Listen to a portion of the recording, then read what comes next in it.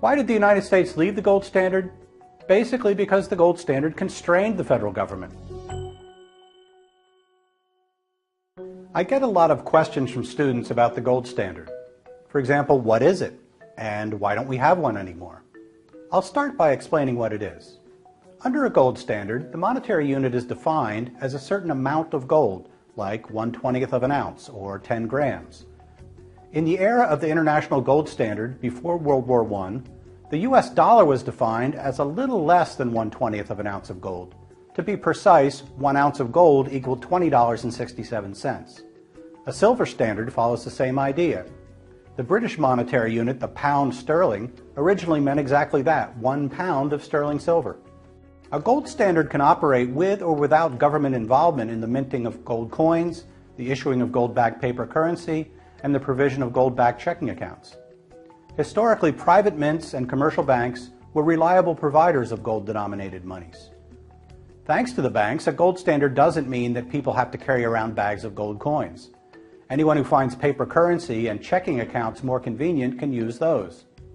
But it does mean that if a person wants to redeem a bank's $20 bill or cash its $20 check, the bank is obliged to give him a $20 gold coin. The obligation to redeem for gold guarantees the gold value of all kinds of bank-issued money, and the purchasing power of gold was historically very stable. By contrast, under today's unbacked or fiat dollar standard, there is no value guarantee. If you take a $20 Federal Reserve note to a bank, all you can get for it is other Federal Reserve notes. The experience with fiat monies in various countries has ranged from mild inflation to terrible inflation. Why did the United States leave the gold standard? Basically because the gold standard constrained the federal government. The obligation to redeem in gold limited money printing at times when the federal government, rightly or wrongly, thought more money printing would be a good idea. The United States went off the gold standard in two major steps. First, in the 1930s, under President Franklin Roosevelt, the federal government broke its promise to redeem Federal Reserve notes in coin for U.S. citizens. Private ownership and use of gold coins were actually outlawed. Individuals and banks were ordered to turn in their gold coins and bullion to the Federal Reserve. In the late 1960s and early 1970s, the Fed printed dollars rapidly. The falling purchasing power of the dollar triggered redemptions by foreign central banks, and the U.S. government began running out of gold. Rather than stop printing dollars, Nixon ended their redeemability in 1971. The money printing then accelerated, culminating in double-digit inflation around 1980.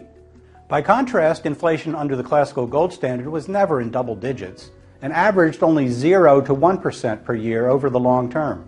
A common objection to a gold or silver standard is that there can be random shocks to the supply or demand curves for metal, and that these will make the purchasing power of metallic money unstable.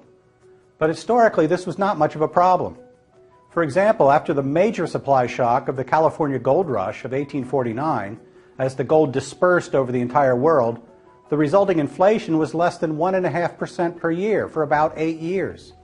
Thereafter, the price level leveled off, and later gradually declined as the world output of goods grew faster than the stock of gold. Under our current fiat standard, the supply of money is up to the decisions of the Federal Open Market Committee. There's no self-correcting market tendency to prevent the creation of too much money under that system. The fate of the dollar rests with a handful of political appointees. The practical question is, under which system are the quantity and purchasing power of money more stable? In other words, which system better limits inflation? The answer to that question is clear from the historical record. Gold and silver standards have dramatically outperformed fiat standards around the world in providing stable low inflation